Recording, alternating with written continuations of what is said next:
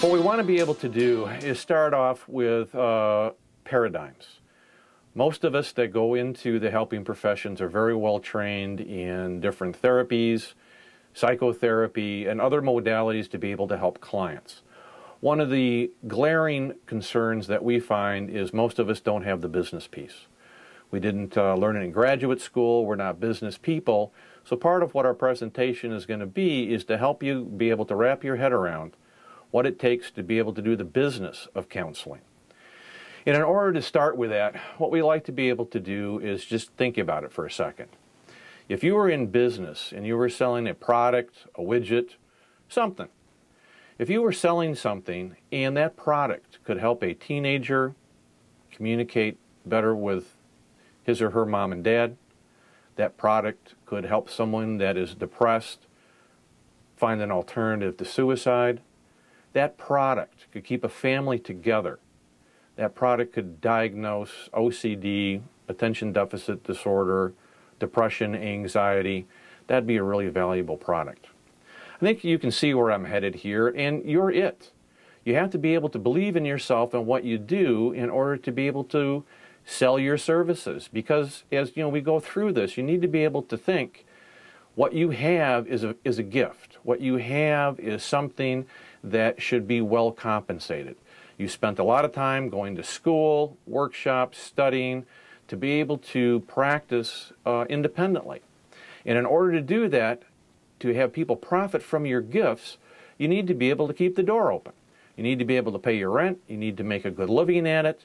Because what we also find is if you're struggling to keep your practice open or your practice is not thriving, it's going to impact how you provide therapy. I don't know about you, but when we went to graduate school, we didn't take a vow of poverty. I think what we need to be able to do is be well compensated for what we do, and we need to be able to be business people. So the first concept that I want you to take a look at is you need to take a look at you're a CEO of here's the kicker, a for-profit company. You're running an organization that needs to be able to turn a profit. If you're really good at what you do and you're gifted, people cannot profit by that if you can't keep the door open, if you can't pay rent. So we need to shift sometimes from that agency mentality to take a look at, I need to be able to have a thriving practice that I'm well fed at, to be able to treat clients in the manner that is most effective.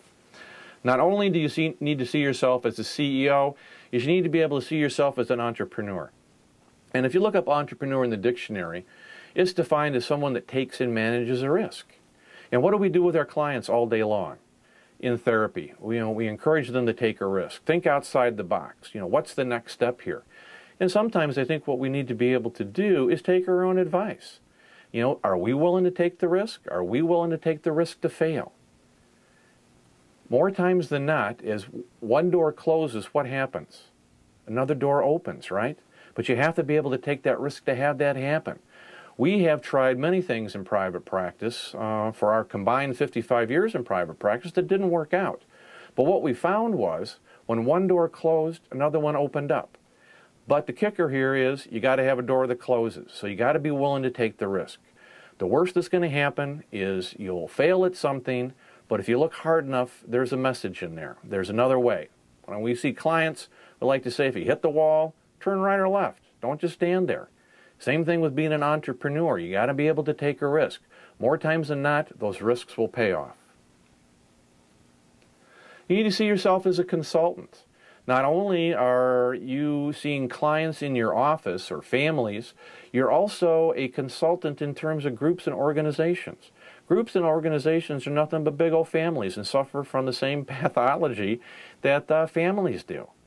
Business and industry pay well for team building, for organizational development, for reflective listening, and being able to communicate effectively. So you have the skill set to be a consultant. You need to be able to see yourself as a marketer. And what we're going to talk about later on in this seminar is let's take a look at in business what we call value added. You need to be able to market your practice. Why would a client want to come see you as opposed to the practice down the street? You need to give people a compelling reason to choose you over somebody else. And we'll talk about ways that you can do that to have your practice be distinguished from others. However, you got to be able to be a marketer. You got to be able to, what we call, have an elevator speech. You know, in 10 or 15 seconds or less, define what you do. When you're in a group, you got to have your cards, you got to be able to look people in the eye, tell them what you do, and be able to market your practice. Because if you don't, the next counselor, psychologist, or social worker will. You also need to think in terms of diversification. And diversification in terms of multiple income streams is what we like to discuss. You know, to hang out a shingle and make a thriving practice out of traditional talk therapy is difficult these days. So what we like to do is take a look at what else can I do to bring revenue into my practice. And we need to be able to think outside of the box here.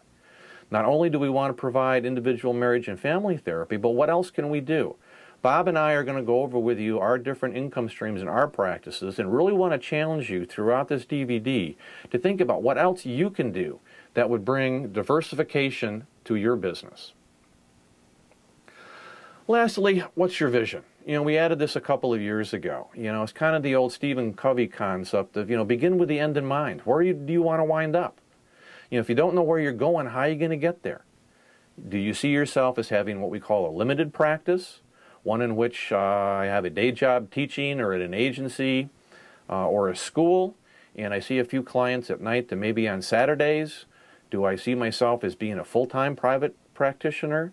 Or do I see myself as owning and managing a big, huge group, multidisciplinary clinic?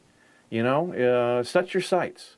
When we started, or at least I started 27 years ago, my vision was not to fail, which was probably not a real good one. But in spite of my vision, I was able to succeed. I've always wondered if I had a clearer vision, you know, what would have happened maybe a little bit differently. But again, what we want to be able to do is challenge you to think, you know, where do I want to wind up? And that way you can chart your path to get there.